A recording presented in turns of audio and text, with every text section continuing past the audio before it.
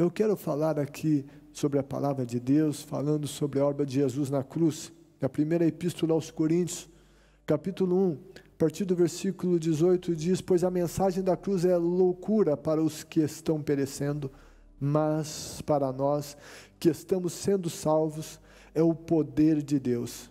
Pois está escrito: destruirei a sabedoria dos sábios e rejeitarei a inteligência dos inteligentes. Onde está o sábio? Onde está o erudito? Onde está o questionador desta era? Acaso não tornou Deus loucura a sabedoria desse mundo? Visto que na sabedoria de Deus o mundo não o conheceu por meio da sabedoria humana, agradou a Deus salvar aqueles que creem por meio da loucura da pregação. Os judeus pedem sinais miraculosos e os gregos procuram sabedoria.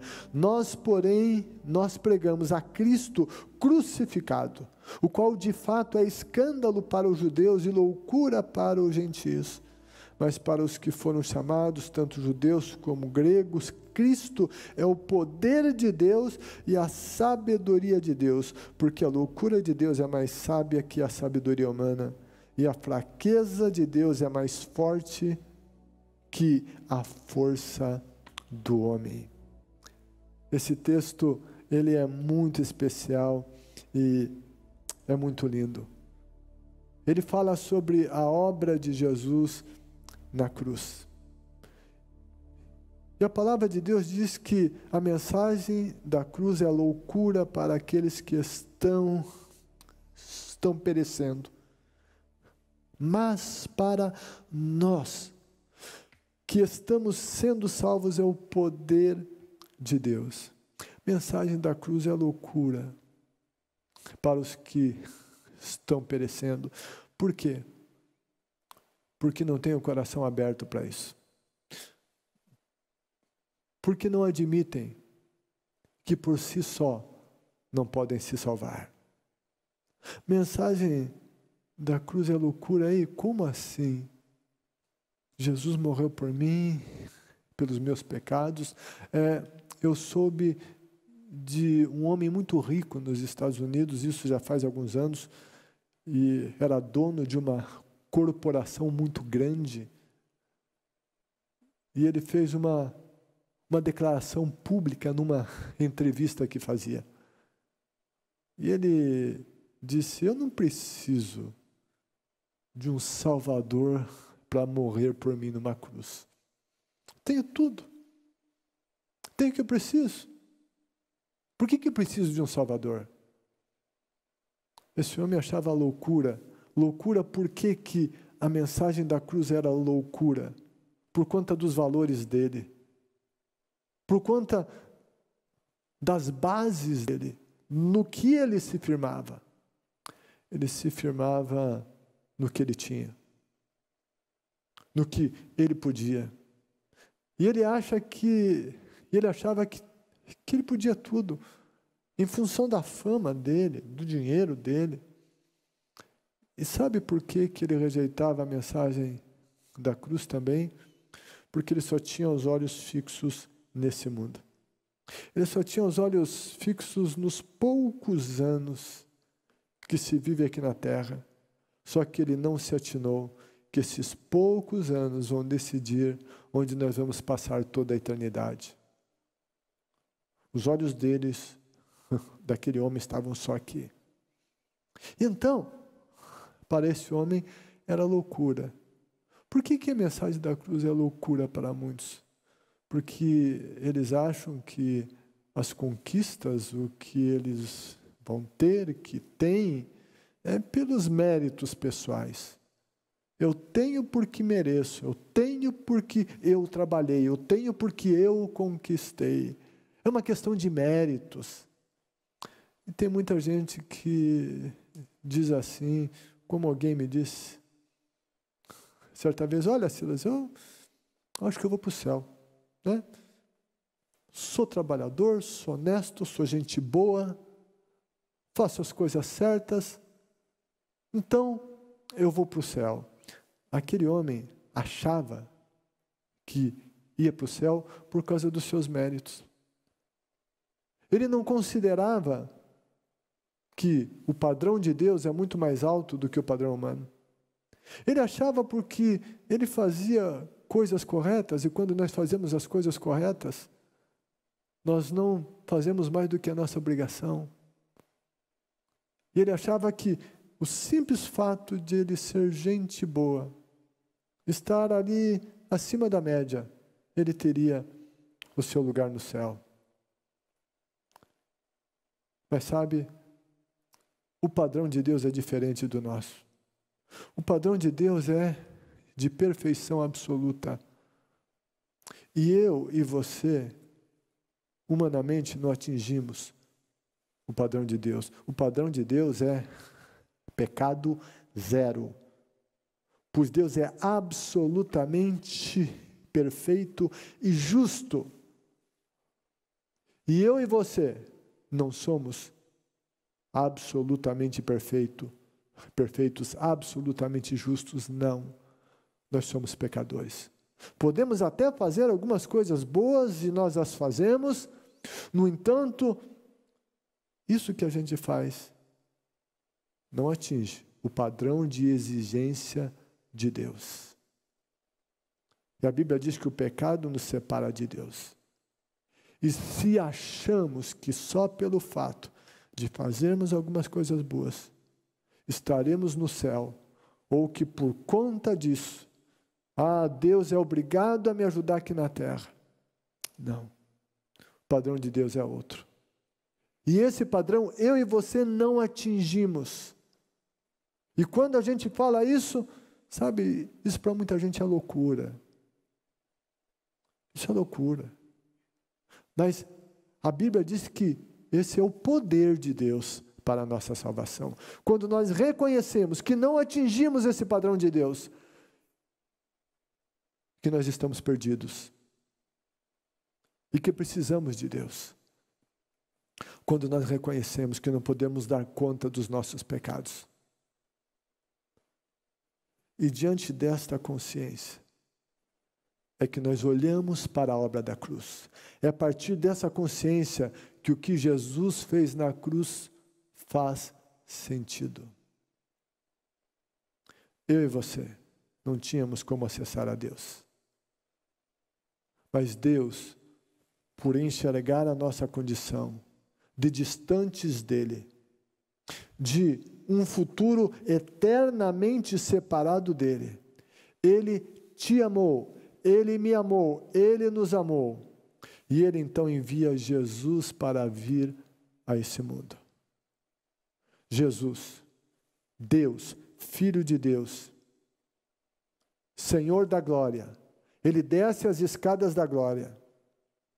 Ele se faz homem, o Criador se fez uma criatura, o Criador do universo. Ele se submeteu a se tornar uma criatura, e ele veio e foi concebido como homem no ventre de uma criatura. Ei, o Criador, portanto, nos amar, veio ao ventre de uma criatura, se fez homem, para se tornar um de nós. Ele nasceu, ele viveu, ele foi homem, e ele se tornou o único homem que atingiu o padrão de justiça de Deus. Ele foi o único homem que nunca pecou. Foi o único homem que foi absolutamente perfeito. O único homem que não teve sobre si nenhuma culpa. O único homem que não ficou com nenhuma dívida diante de Deus, com nenhum débito diante de Deus, pois a sua vida foi absolutamente perfeita. Ele nunca pecou. O sangue dele foi incontaminado. Vida incontaminada. O pecado não o atingiu. Vida perfeita. E esse homem, Jesus, foi para a cruz. E lá na cruz, ele derramou o sangue dele. Na Bíblia, sangue é vida. Isso indica que Jesus lá na cruz derramou a vida dele. E quando Deus Pai olha para Jesus e vê o filho dele morrendo, e aquele sangue que se esvaía do corpo dele, Deus olhou e não viu culpa nesse sangue, não viu culpa naquela vida que estava sendo derramada na cruz. A vida daquele homem, Deus, homem, Jesus era 100% Deus e 100% homem. Aqui ele toma a forma humana, embora sendo Deus, ele não lançou mão dos atributos divinos, ele se fez homem, e como homem, ele estava morrendo na cruz. Quando Deus olha e ele examina o seu filho, olha para toda a vida dele, ele não vê culpa, ele não vê débitos, ele só vê os créditos. Deus entregou o seu filho faz esta obra. E Jesus na cruz, ele diz, em determinado momento, quando ele completa a obra, quando ele leva sobre ele os nossos pecados, as maldições vêm sobre ele, o Senhor Jesus então declara: está consumado. Está consumado. Ele disse: a obra que eu vim para fazer, eu a fiz. Eu morri pelos pecados de todos aqueles que creem. Eu derramei a minha vida, eu vivi de maneira absolutamente perfeita, eu atingi o padrão de justiça do Pai. A Bíblia diz que Jesus levou sobre si os nossos pecados e as nossas iniquidades. O castigo que nos traz a paz estava sobre ele. Eu e você só podemos ter verdadeira paz se a gente está em Cristo. Porque o castigo que nos traz a paz estava sobre ele. Que paz é essa? A paz com Deus. Porque Jesus, por meio do seu sacrifício, nos une a Deus. Agora, quem tem acesso a esses benefícios da cruz? É aqueles que creem na obra que Jesus fez na cruz. É aqueles que creem que Jesus morreu na cruz. O apóstolo Paulo fala daqueles que questionam, que queriam um Salvador do seu jeito, um Redentor do seu jeito. E diz que os judeus pediam sinais miraculosos, os gregos sabedoria. E Paulo diz: nós, porém, pregamos a Cristo crucificado, que é escândalo para os judeus, loucura para os gentios. Os judeus esperavam um Salvador que os libertasse do jugo do Império Romano. Eles queriam um libertador político. E quando eles enxergam Jesus na cruz, isso era escândalo. Os gregos ou gentios, os sábios deste mundo, os questionadores, não era razoável, não fazia sentido. Como que um homem vai morrer com a morte mais vergonhosa? Isso não é sábio. Isso era sabedoria humana, isso era visão humana, mas não visão divina. Eles pensavam em salvação do jeito deles, mas sabe, a salvação não é do jeito do homem, não é do teu jeito, não é do meu jeito. Nós não nos salvamos do nosso jeito. Nós precisamos ser salvos e Deus é aquele que tem a salvação para nós. E Deus é que providenciou um meio de salvação que está na pessoa de Jesus Cristo. Jesus foi à cruz, morreu pelos nossos pecados, o sangue dele foi derramado. E sabe como é que nós somos salvos? Sabe como é que nós podemos nos achegar diante de Deus? é quando nós reconhecemos, sim, que somos pecadores, que não somos merecedores de salvação, que não atingimos o padrão de Deus. Portanto, nós precisamos de um Salvador, e que o único Salvador é Jesus. Gente, não tem outro, só um, é Jesus. Jesus disse: eu sou o caminho, a verdade e a vida, ninguém vem ao Pai se não for por mim. Ele foi o único que não pecou, não teve um segundo, um terceiro, não, só Jesus foi o único que não pecou. E quando a gente reconhece isso, a gente reconhece que Jesus foi à cruz porque me amou, e então recebemos Jesus e dizemos: Jesus, sou pecador, te quero como meu Salvador. A vida de Jesus vem sobre nós quando nós nos submetemos a Ele. Pedimos que o sangue dele nos cubra. Então a justiça de Jesus vem sobre nós. Nós pedimos que o sangue dele nos purifique. O sangue dele vem sobre nós.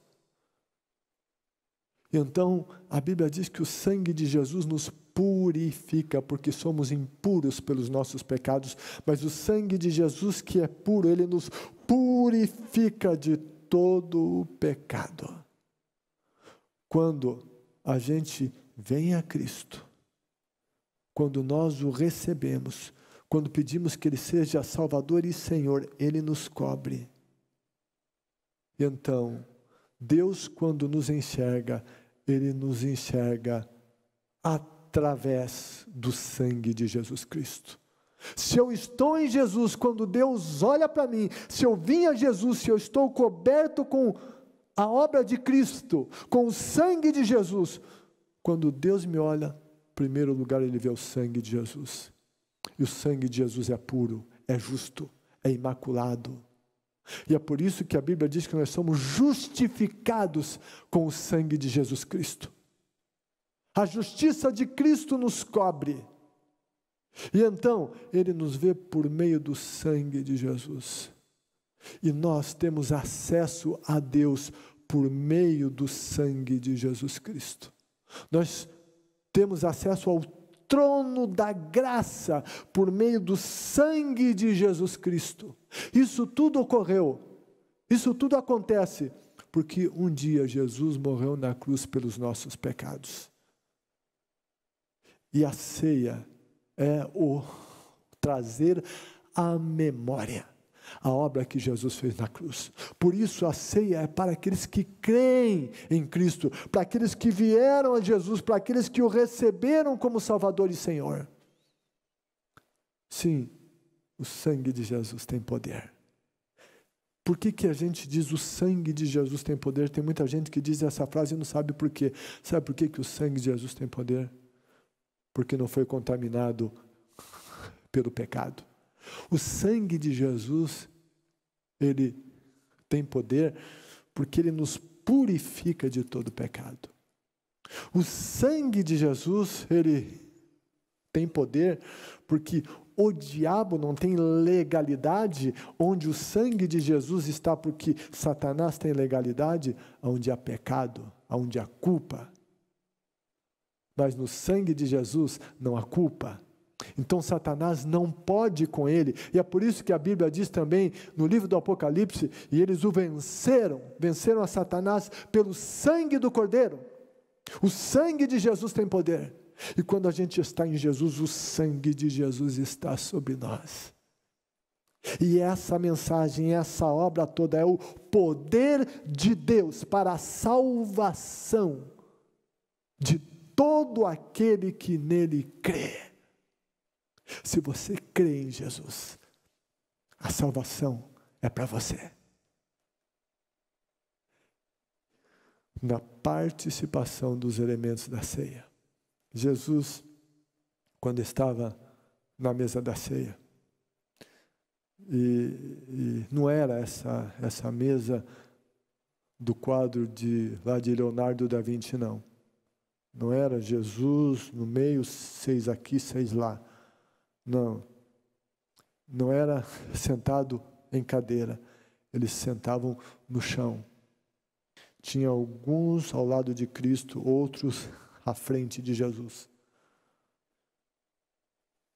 Aqueles que buscavam uma intimidade, buscavam sentar-se mais junto ao que está, ao líder da mesa.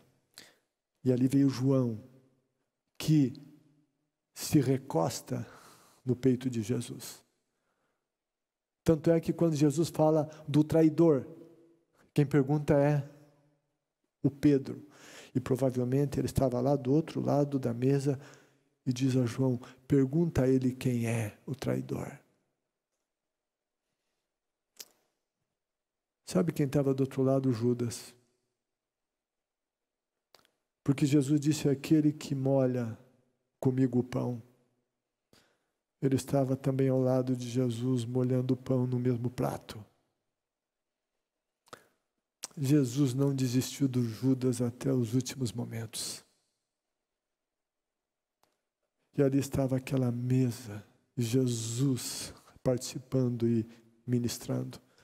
E Jesus disse, um de vocês vai me trair. Por que Jesus não disse logo ao Judas, você vai me trair? Ele disse, um de vocês, porque nisso Jesus, ele gerou reflexão. Um exame da vida de cada um. Quando o apóstolo Paulo fala da ceia, ele diz, examine-se, pois, o homem a si mesmo. Quando Jesus diz, um de vocês vai me trair, todos perguntam, porventura sou eu? Porventura sou eu? Porventura sou eu, Senhor? Ceia é tempo de reflexão. Refletir que somos pecadores.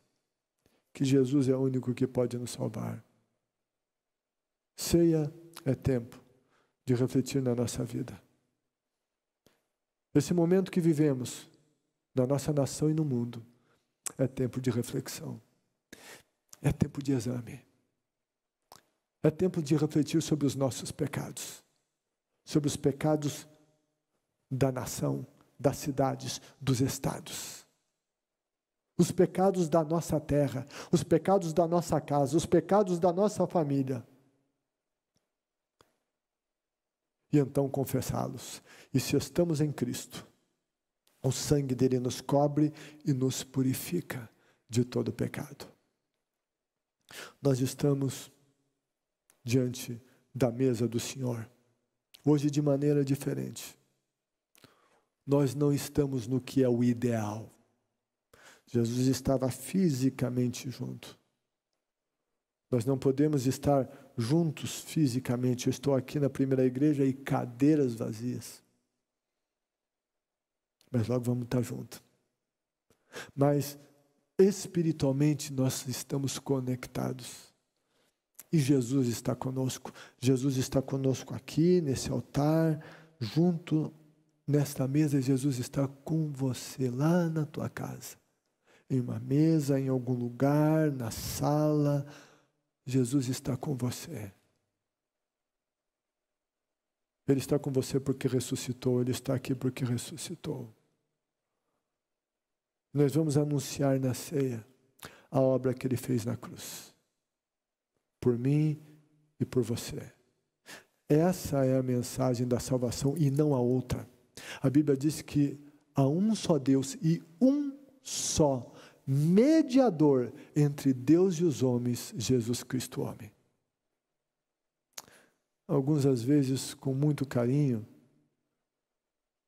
dizem, olha, eu estou aqui, mas eu acho que a minha mãe, minha avó, que já morreu, está lá no céu e ela está pedindo a Deus por mim. Não está. Não tem dois mediadores. Ou 3 mediadores, ou 4. Aqueles que andaram com Jesus aqui na terra, eles são nossos mediadores. Não, a Bíblia diz que só tem um mediador. Sabe por que só um? Porque só teve um que nunca pecou. E esse é Jesus.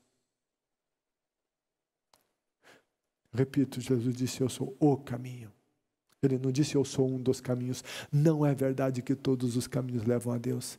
Ele disse, eu sou o caminho, a verdade e a vida. Ninguém vem ao Pai se não for por mim.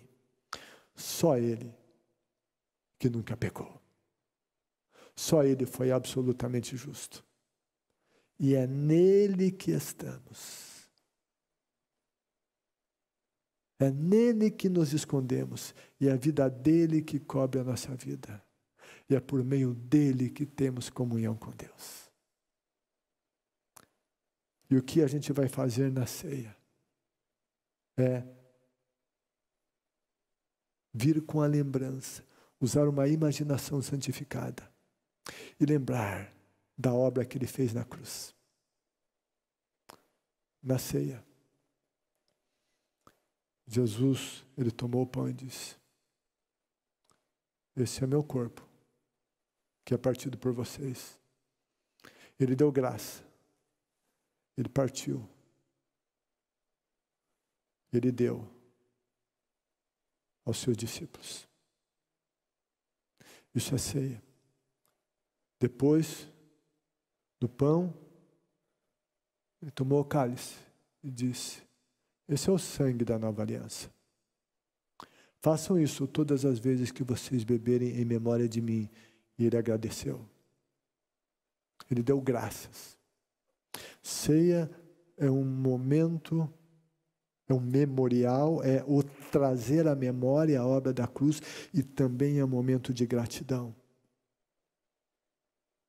Daí, inclusive, vem o nome Eucaristia, que é ação de graça. Trazer à memória e agradecer. Nesta ceia, daqui a pouco, nós vamos participar do pão e do cálice. Nós vamos trazer à memória a obra da cruz. A mensagem da cruz que nos foi anunciada, que é loucura para muita gente. Mas, para nós, os que cremos, é o poder de Deus para a salvação. O perdão, a libertação, a vida eterna. Eu e você vamos trazer à memória a obra da cruz e vamos dar graças, porque Jesus morreu em nosso lugar.